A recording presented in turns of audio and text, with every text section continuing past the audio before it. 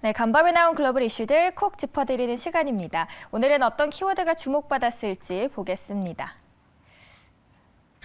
네, 오늘 나온 6가지 키워드고요. 여기서 살펴볼 오늘의 이슈들은요. 우주, 북한, 그리고 마지막으로 WHO까지 이 3가지 키워드 보겠습니다. 네, 우주에 한 발짝씩 가까워지고 있는 우리죠. 작년에는 얼마나 큰 투자가 이뤄졌을까요? Investment in Space Companies hit record. CNBC의 제목에서처럼 지난해 로켓 등을 만드는 우주 인프라 기업에 투자된 돈이 무려 17조에서 3천억 원에 육박해 사상 최대치를 기록한 것으로 나타났습니다.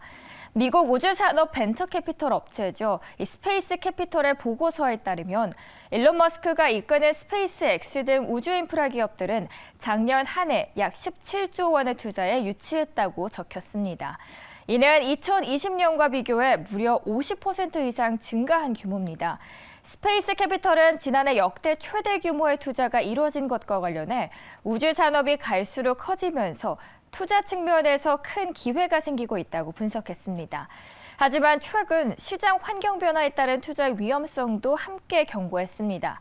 스페이스 캐피털은 금리 상승 전망으로 기술주가 타격을 받고 있는 데다 몇 년째 수익을 내지 못하는 우주 기업도 있다고 지적했고요. 올해는 지난해와 같은 기록적인 투자가 쉽지 않을 것으로 전망하기도 했습니다. 네, 다음 기사는 북한 보도입니다. 미국 국방부는 북한의 잇단 미사일 발사 시험을 심각하게 받아들이며 이 위협을 평가절하하지 않는다고 밝혔습니다. 국방부 대변인은 이날 언론 브리핑에서 미국이 북한의 미사일 시험 발사를 질문해 우리는 매우 진지하게 받아들이고 있고 평가절하는 어떤 것도 없다고 전했습니다. 이 대변인은 북한의 미사일은 한국은 물론 다른 파트너에게도 계속되는 위협이라고 분명히 말하면서 우리는 이 위협과 미사일 프로그램 향상을 매우 심각하게 받아들인다고 재차 강조한 겁니다. 앞서 북한이 지난 17일 미사일을 발사했었죠. 미사일 시험 발사가 어떤 종류로 추측되느냐는 질문에는 우리는 탄도미사일로 평가하고 있고 여전히 조사 중이라면서 구체적인 언급을 꺼렸습니다. 한편 한국은 북한판 KN-24로 평가했는데요. 이를 확인할 수 있느냐는 물음에 확인해 줄 수 없다고 대답했습니다. 조 바이든 대통령 정부는 외교적 협력을 계속해서 강조하는 반면 도널드 트럼프 전 대통령 시절 백악관 대북 담당 국장으로 지낸 전문가는 북한에 잇따른 미사일 도발에 따른 조 바이든 행정부의 대북 정책 방향 전환 필요성을 주장하고 있습니다. 북한은 이미 새해 들어서 4차례 무력 시위를 강행한 상태입니다. 네, 다음 기사 보겠습니다. WHO 사무총장의 발언은 팬데믹 상황에서 또 주목을 받는 거죠. 그는 이번에 COVID-19 팬데믹 nowhere near over.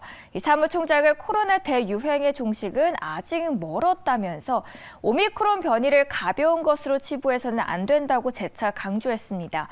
그는 화상 언론 브리핑에서 지난주 1,800만 명 이상의 확진자가 보고됐다며 오미크론 변이가 세계를 휩쓸고 있다고 우려했습니다.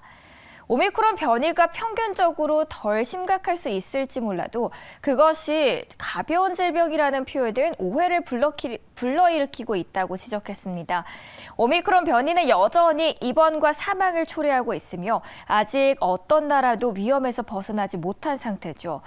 특히 그는 코로나19 백신 접종률이 낮은 국가에서 오미크론 변이 확산에 따른 새로운 변이 출현 가능성 등을 우려하면서 백신의 공평한 분배를 다시 한번 촉구했습니다. 그는 현재 백신이 오미크론 변이 예방 효능이 덜할지는 몰라도 입원과 사망을 줄이는 데는 여전히 효과적이라면서 지금은 포기하고 백기를 흔들 때가 아니다라고 목소리를 높였습니다. 네, 잠든 사이 나온 따끈한 외신이었고요. 시장에 미치는 키워드 보셨습니다.